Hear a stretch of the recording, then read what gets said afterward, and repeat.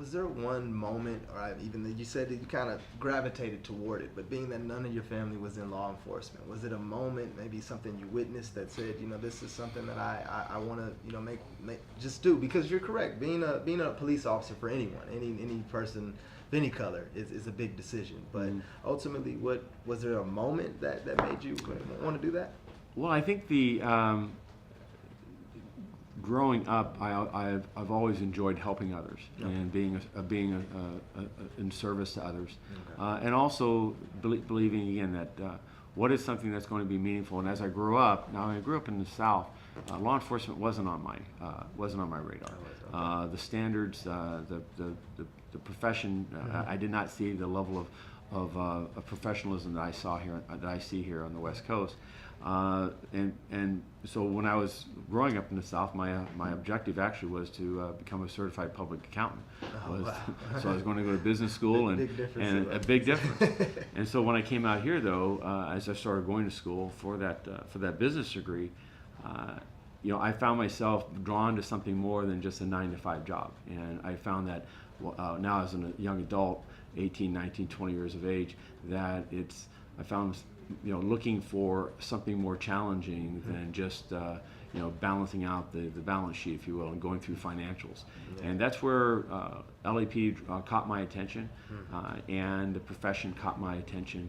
And as I dug into it, and this is the only department I applied for, and was accepted a few months after my application, and I've never looked back. Being in the role of a police chief, any department, but we're talking Los Angeles, California. I mean, this is a big task, and unfortunately, with some of the history of the negative, let's just say it's a history. This is a tough task of even perception, if that's the right word.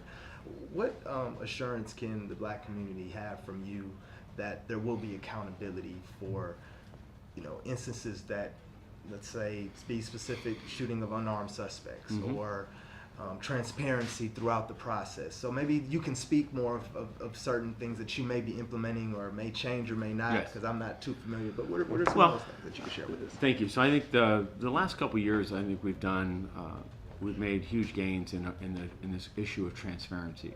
Today, if we have an officer-involved shooting that occurs within 45 days, we're now going to release a critical incident review, which will include body-worn videos and snapshots of digital in-car video, perhaps other video that may exist that depicts the incident of what occurred. We'll put in that release, we released our latest one, which just came out this past Saturday, of an incident that happened up in the foothill of the northeastern part of the San Fernando Valley.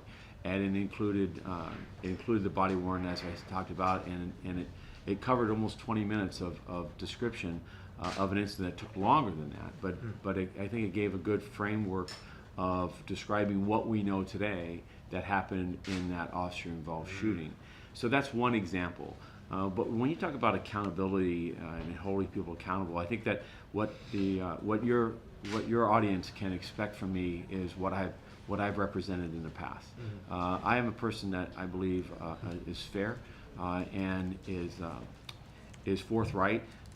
My word is the only bond that I have in integrity that must exist. So, and when I say that I will hold people accountable, I mean to hold everyone accountable, meaning myself as well as the leadership team, the men and women of this organization, but I also mean to hold our communities accountable.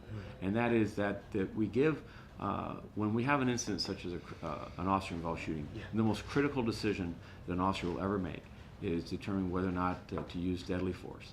And they make those decisions every day. They're thrust into terrible circumstances, and the vast majority will never have to resort to actually using deadly force. They're able to use other alternatives. They're able to de-escalate. They're able to find the means of controlling situations without having to resort to that deadly force. If, however, they do resort to deadly force, it is the most. It's an investigation that is unlike anything else in LAPD, meaning that the level of forensic review of capturing the facts and memorializing what led up to, occurred during the use of force and the immediate aftermath, that investigation very comprehensive, is then released back to the public. And I think that what I would ask is that as we provide the critical incident review within 45 days, that within a year, that full investigation is then given out to the public, and my report will indicate my recommendations to the Board of Police Commissioners as to whether or not that use of force was in or out of policy, that the public read those reports, and then the determination by the Board of Police Commissioners whether it is an in or out of policy, that also is reported back to the public. What I ask is that, in accountability, is that you'll see in my reports, as you saw with my predecessor, Chief Beck, that he'll be critical, as I will be critical of officers.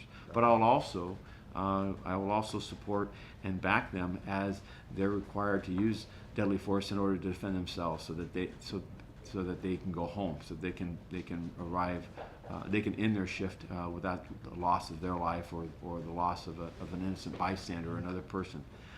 And what I mean by accountability for the public is that accountability is in determining whether or not I'm being fair, is that people look at all the facts and circumstances as they're known, and not rely upon a word of mouth or a rumor about what someone else represents as what occurred. And even though maybe